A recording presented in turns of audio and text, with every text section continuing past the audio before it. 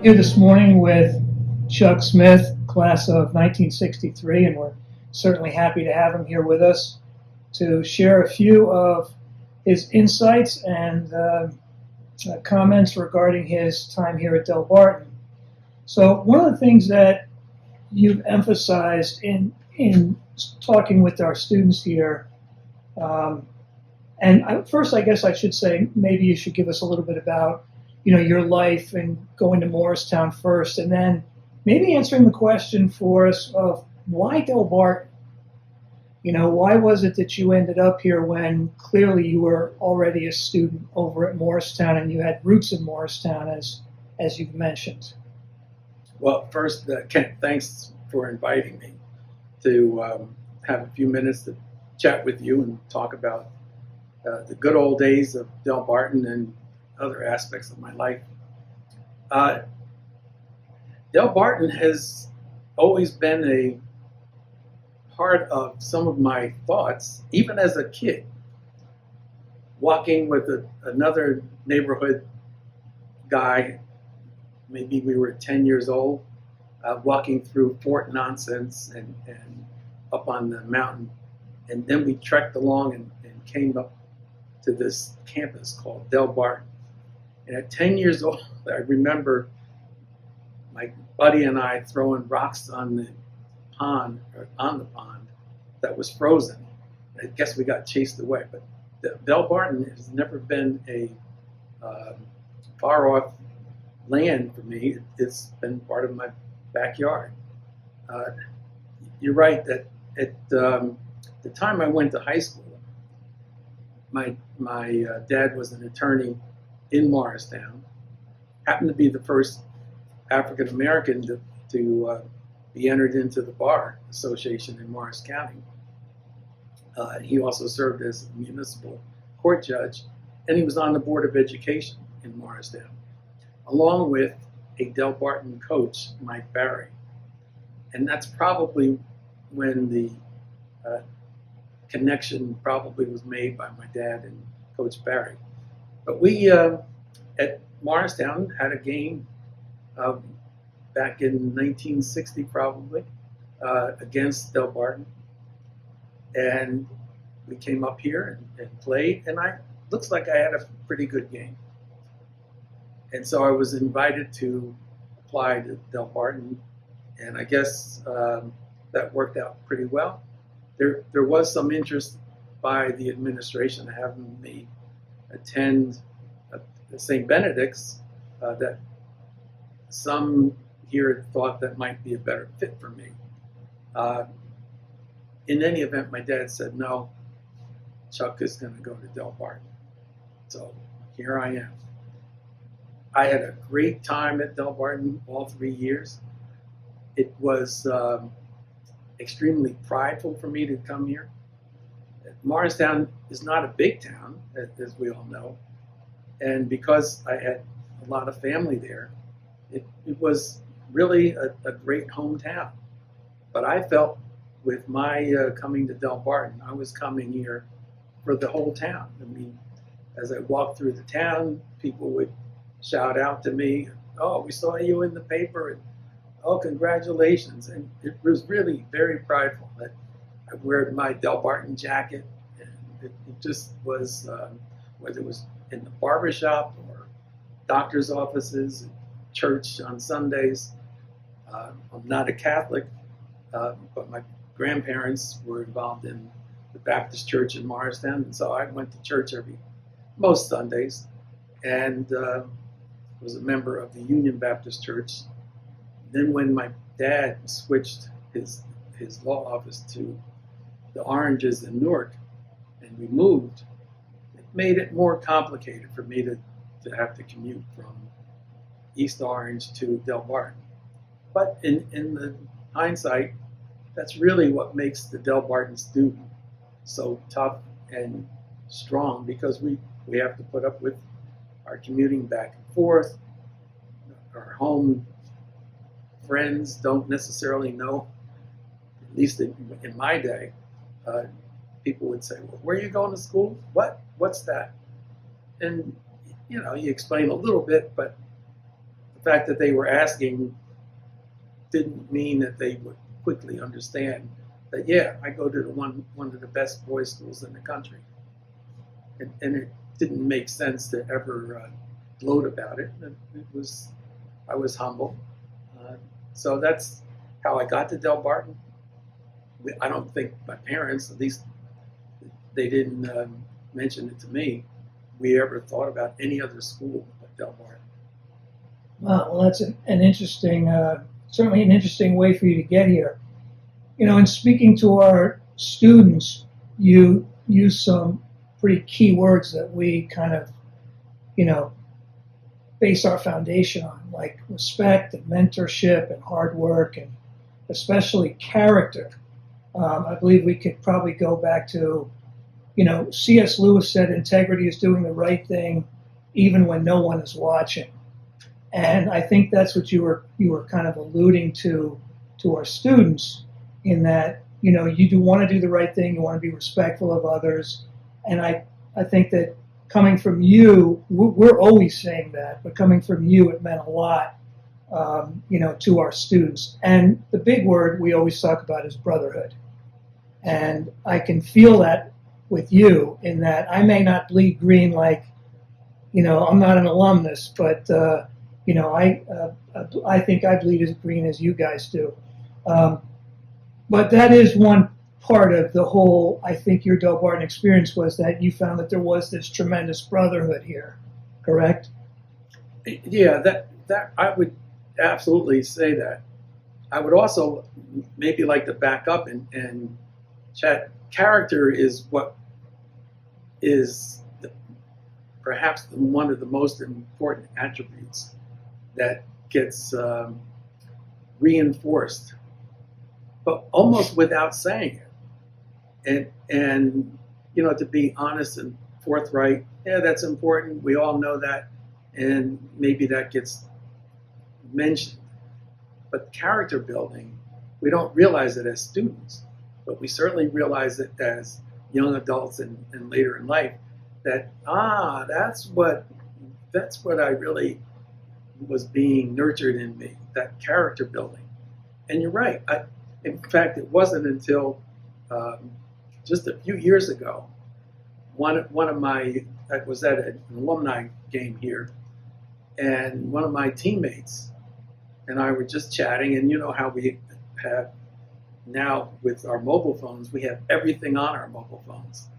And I was just sharing with him a couple of pictures I had from my senior year at Del Barton that had to do with the Heisman Trophy award presentation that I'd been selected to attend. And I was showing him, and he looked at me, he said, "What? You went there?" I said, "Yeah." He said, "Oh, we were wondering at basketball practice why you didn't come to basketball practice that day. Nobody told us, and we didn't know. And when you got back the next day, you never said anything." I realized that just reinforced that when we're here as Del Barton students, yeah, we're teammates, we're classmates and schoolmates, but we're not here to brag about what we do as individuals. It's really what you're building inside, and then you carry that throughout your life. And it reminded me, that's just another example of that character is building is when nobody's looking, what you do. I've had many times at board meetings in charter schools or other community service boards where sometimes somebody had to step up and say, "Look, we're not going to do this." In fact, later in life, I was in chair of a charter school in Trenton, and at our first public meeting, it was important to me to communicate to the audience, which were the parents of students that were going to be matriculating there. I said, "Look, if I ever catch a student being disrespectful to a teacher, you're out, because we can't allow our students to be kicked out of school because they were disrespectful." And who knows if that worked. It certainly got the word out. But those are the kind of things that I think we Del Barton students learn. We know how to be respectful to our teachers. My first experience with respect had to do with a teammate that asked me what kind of student I was, coming from Morristown High. And I just kind of nodded, what kind of kid asked another kid that? And so I just simply said, well, average. I wasn't going to say I was on the honor roll. But you use things like that to motivate you. And whether that motivated me to achieve and to strive to get the best grades I could, who knows? But it seemed to work out. And I was really appreciative of that hard work. That first semester came out and I did pretty well. Well, that's a great story, and you're right. I think in a lot of being here close to 40 years myself, the way in which we interact with each other, we're not really saying, well, this is character building. We're just doing what we do here, and in doing that, we are kind of doing it without even thinking about it in how we handle ourselves. But in fact, Ken, if you would allow me just to Sure. make one other quick comment. I had an experience on the bus one day. This was after a couple of years here. I'm a senior, back of the bus, co-captain of the football team. But because my commute was so long, I was always in the back with other seniors. But I heard a commotion up ahead near the front of the bus, and it looked like somebody was picking on another student. And yeah, it would be okay for somebody to yell, "Hey, cut it out," or whatever. I decided to use my stature as a senior, as captain of the football team, co-captain, to just simply go up and make my presence known. And I simply asked the kid that was making all the commotion to move. And I took his seat, and I immediately engaged the student that was being bothered. Introduced myself. "Hi, I'm Chuck Smith. I'm a senior, and what's your name?" And he told me, and I asked what he likes about the different classes, what his interests were. Later on in life, that young man has a eating establishment in New Jersey, and my wife and I just happened to stop in, and when he heard that I was there, came over and told my wife that Chuck really had saved him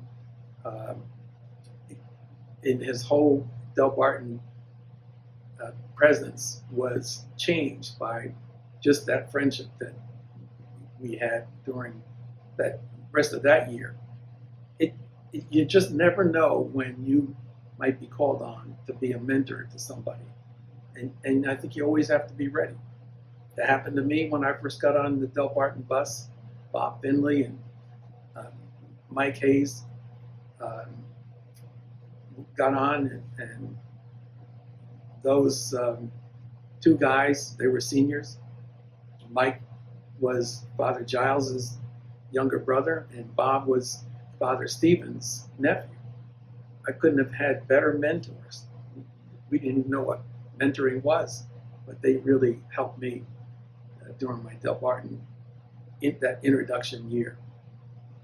I wish we had more students who would step up when things like this happen on our buses, because I think that's a wonderful story, and wonderful of you to realize you were needed and to put yourself in that position to help that young fella. Well, in fact, when I had the opportunity to talk to the Del Barton community a few weeks ago, I did challenge the seniors to take care of the 7th and 8th graders, and the juniors to take care of the 9th graders. I did then tell the 10th graders, "Guys, you're on your own." But I think they all got it, that they're one brotherhood. They have to take care of each other, because when you get out, there are a lot of things that happen in colleges and in life, and you really need to know how to build relationships and help one another. Absolutely. I wonder if you could reflect a little bit for one of the things that you were involved in here at Del Barton and the relationship you had with Coach Regan. Because, of course, we know that Coach Regan is, in a lot of respects, larger than life in the football world and was a mentor for so many of us, myself included, when I first came here as a young, wet behind the ears, teacher and coach. And that's the way I felt of him as a father figure for me. So could you share with us how, as a football player, your relationship and the values that he instilled within you as a football player here at the school? Well, Coach Regan, it really started that first day when I got on campus and was introduced to the team. And Coach Regan said, "And here he is now, welcome son." And when Coach Regan said son to me, I really felt just like I was one of his sons. Certainly I was on the team with his son Billy, and then Brian, and Billy and I were close. We were co-captains together. But Coach Regan, he was like God to us. And when we got to pregame, and he would say, "Gentlemen," when you really felt you were being called upon as a young man to step up and remember what you were taught during practice, and you had to perform. Halftime, if things weren't going well, and he said, "Gentlemen," you get a little bit stronger. But yeah, there were so many things that happened during the football season, preseason, which is that 2-week period before school starts. Late August, it might be 85, 90 degrees out, and we have to go out and to have practice. And I remember many times thinking, "Oh, this is grueling. There can't be any worse place to be than on that hill running around the football field." And then as captains, Billy and I, well, he was a quarterback, so as a tackle, I knew that I had to lead the team going around. And that was really tough when we didn't want to be out in the hot sun. But hey, that's what we had to do. But Coach Regan really got us up for every challenge that we had to do. In fact, it was funny. I think it was last year when I was talking to Billy Regan on the phone, and we were reminiscing. And it was really one of the first times that I was able to chat with a former teammate about games. And I was reminding him of our game that we had at Blair Academy. We went up there, and it had snowed, maybe just a couple inches. And he said, "Oh yeah, it was snow." I said, "No, you quarterbacks, you don't get it. We linemen had to put our hands down in the snow before the ball's hiked, and our hands are freezing. And this is way before linemen wore gloves. So linemen today, everybody wears gloves all the time. But it was so cold putting our hands in the snow. It was a good game. We won. But having Billy describe some of the plays, and I even remember, because I played right tackle, and him calling a play that would go off on my right side. And I remember that. Now, thanks to you, Kent, I have seen videos of that game, and yeah, that looks like that worked out. Yeah, well, it definitely, I think, for a lot of alums we have digitized just about every foot of film we have now of football games. And many alums like yourself have asked to see them, and they're like, "Oh, that's me? My God, look at," and it's kind of a little bit of a shocker. Now, you had another coach that was, I think, instrumental in your youth, which was Coach Stillwell. Can you reflect a little on him as a coach, and were there maybe any differences between Coach Stillwell and Coach Regan? Or, I mean, no one, I guess, could be Coach Regan, and maybe nobody could be Coach Stillwell. So I'm going to answer that almost in a backward way, from the standpoint that you never know as a Del Barton student where your past catches up with you. It might have been just 5 years ago. I was here at a alumni game, and our team was being recognized. Obviously, Coach Stillwell wasn't here because he's been gone, but his two sons were here, and I had the chance to meet them and whatnot. And a picture was taken.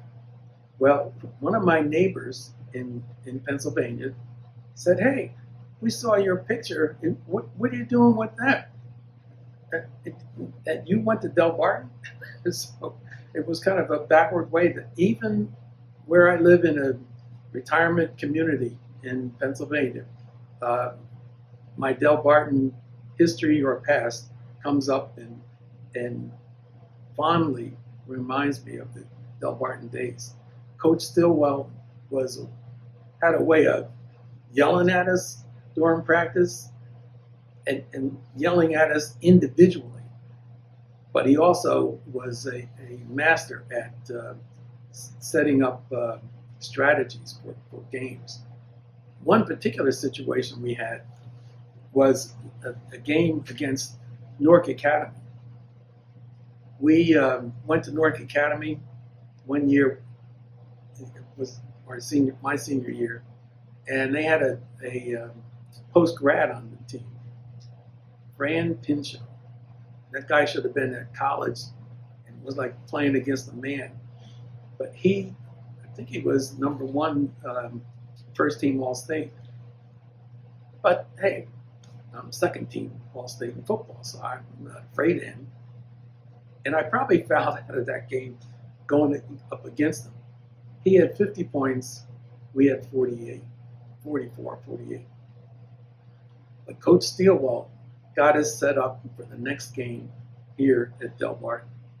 And it was an attitude of, you don't give up. Everybody has to share in exactly what we have to do. And we actually won that game 34-32 with a great strategy and being enthusiastic. And, like they do say, attitude is not everything. It's the only thing. And we had a great attitude that day. And that was really Coach Stillwell's attitude with us, to be upbeat, but you better do the job. So does that reflect any back towards football, or did you think that Coach Regan and Coach Stillwell were kind of different, or did they give you the same message? I think as athletes, I don't know if while we're on a team, you ever even allow yourself to compare coaching styles. It's like when you think about retiring, if you think about it, you've retired. You don't want to think about football when you're going to basketball practice. They're different games, different things that you're required to do. You better pay attention to the coach, because the coach is God for that team. Besides Coach Regan and Coach Stillwell, who we know that coaches are influential on young men, were there any teachers here that you feel had a huge impact on your life? Well, I think it's right from Father Stephen as the headmaster. I mean, that was really where I took, because my dad knew of and got to know Father Stephen. So my dad would say, "How's Father Stephen?" or "How's Coach Regan?" So my family knew those two personalities. I had a great French teacher, Mr. Toussaint from Canada. That was particularly interesting to me because my family roots on my mom's side were from Canada. And so I really wanted to learn French. And so the fact that this person was from Canada, I don't even know if I even mentioned that to him.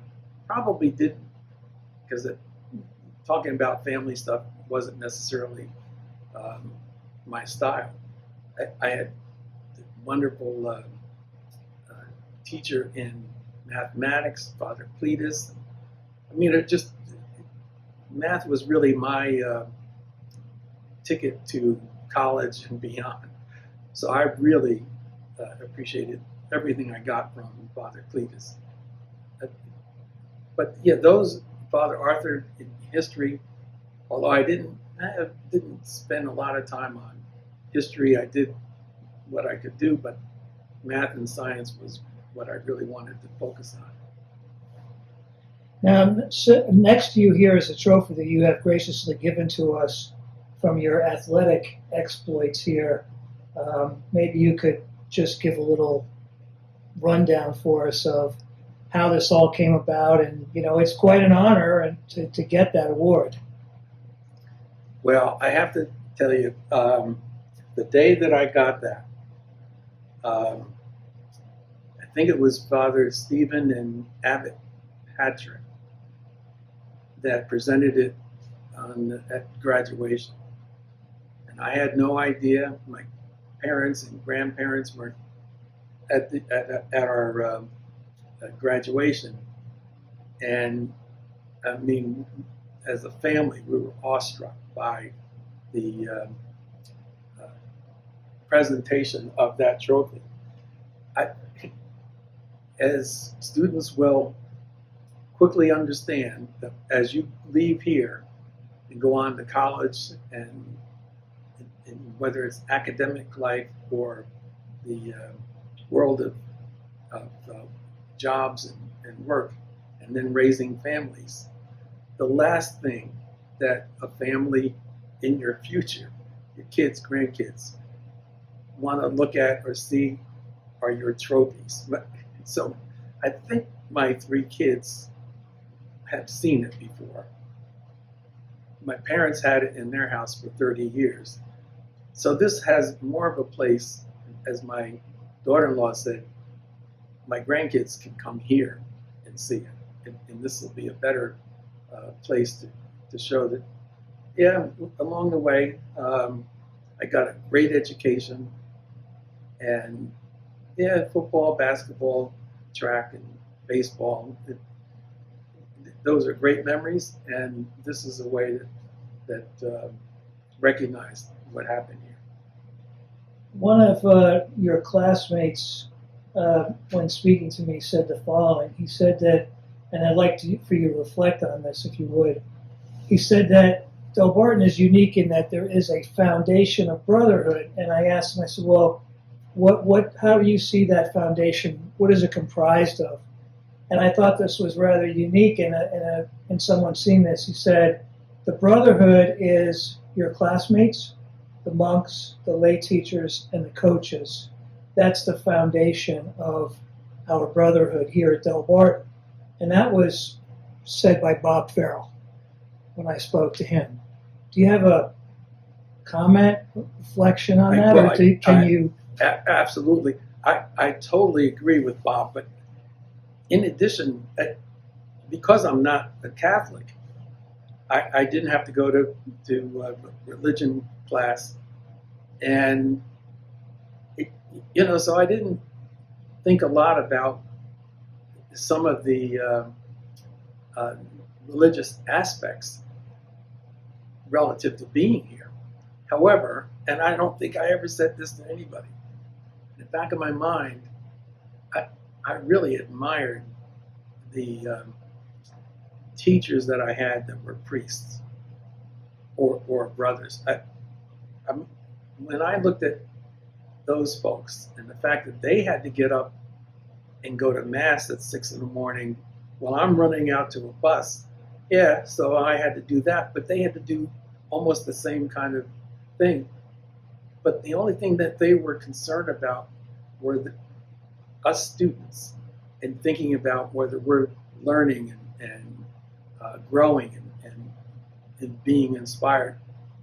And the fact that even some of my classmates chose that as a vocation to follow the priesthood, it just reminds me that this is such a special place that, in addition to learning subjects and sports or doing arts, performing arts or visual arts, all of those things.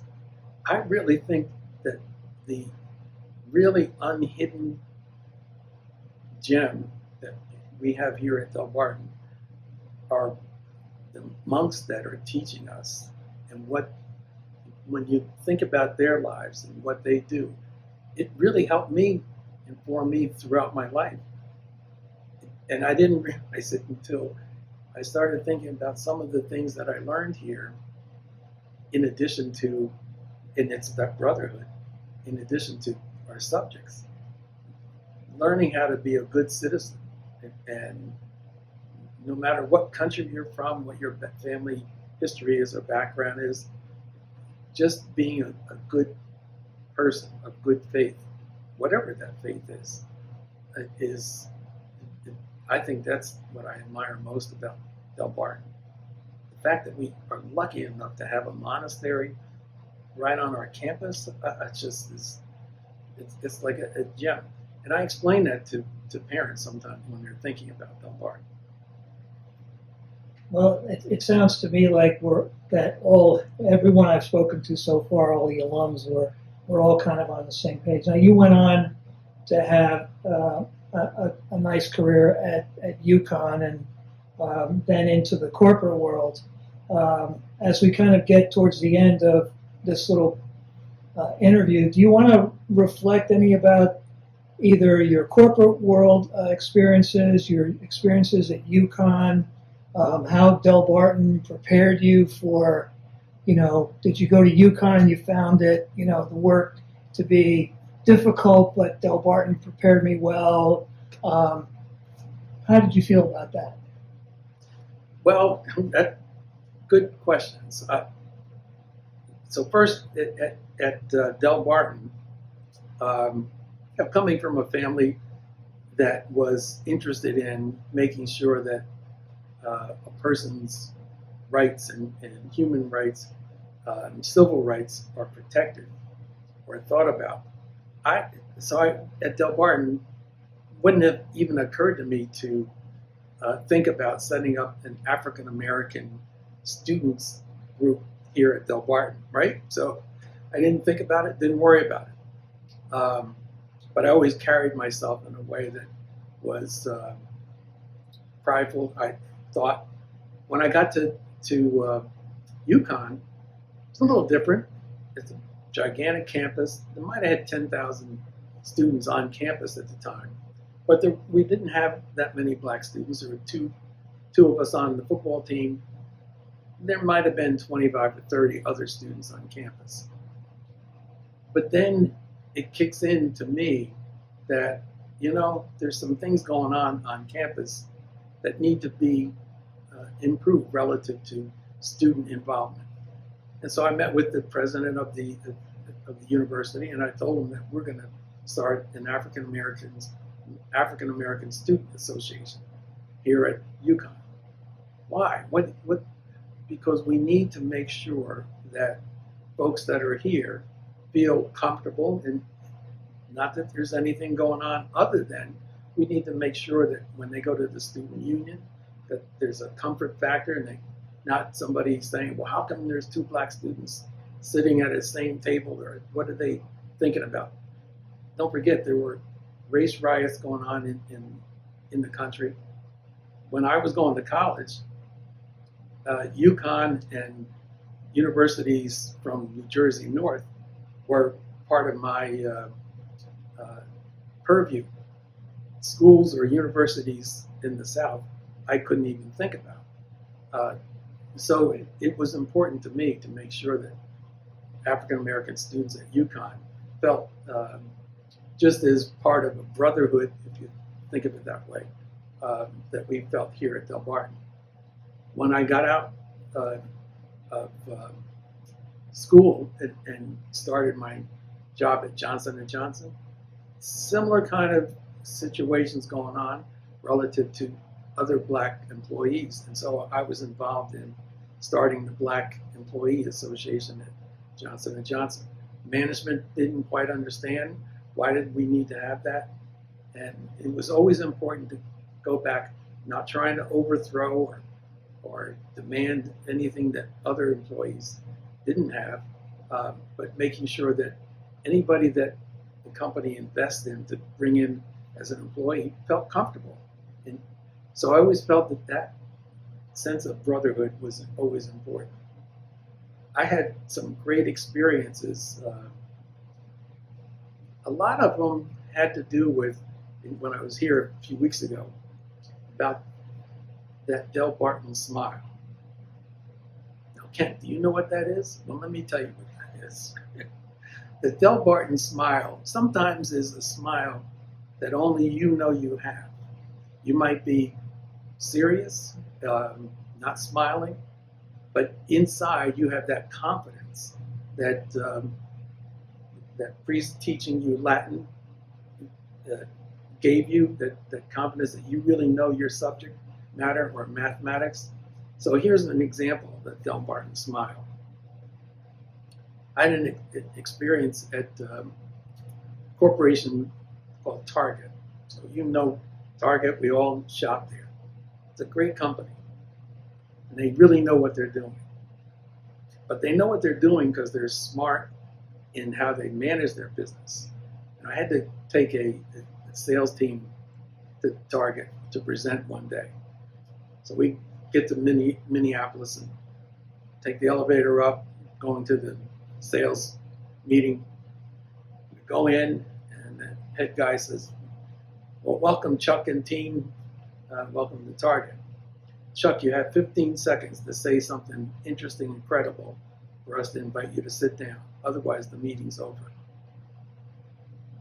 And I just continue on to say, "Great. We were going to talk to you about how to save lives of your most important customers." And then I keep quiet. And I let my Barton Smile inside. And they say, "Welcome, have a seat and tell us more." Because I know I got them exactly where I want them. So Barton Smile is when you just can say to yourself, I know I did everything in preparing for this meeting. I did all the background, and I'm ready to go forward. I had a situation in Canada presenting to a company called Walmart. Go in, big meeting. So my part of it is to talk about Dr. Scholl's socks.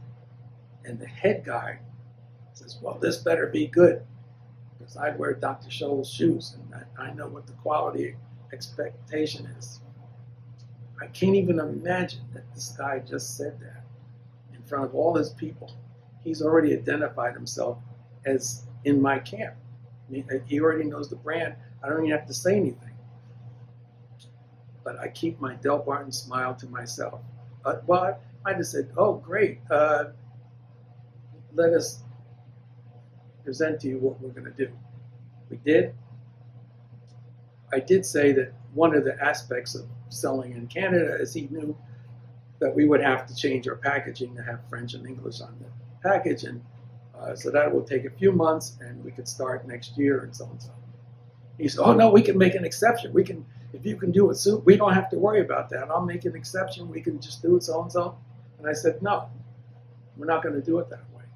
We're going to do it the right way, because we're going to run ads in this medical magazine, this place and that place, and we're going to do it the right way." I know the team that was with me was wanting me to just say, "Oh, okay." And when the head guy said, "You're right, we'll do it your way," it was my Barton Smile that really came out. And I said, "Great." So the Barton opportunity to make sure you're self-motivated, that you understand your customers and who you're dealing with, you have respect for the person, but you also think about that brotherhood of putting your arms around somebody. I had the situation where there were times when sometimes you have to say, "Oh, I guess we have a problem." And I'm not really sure what's going to happen. I was at a medical convention in Tennessee. this was on a product that was being introduced into Canada, and I get a call from Health Canada, which is the FDA in Canada, and they say, Mr. Smith, we understand you have a shipment coming in from China. It's due to dock in Canada in a few days, but we haven't approved the product. You have to turn it around.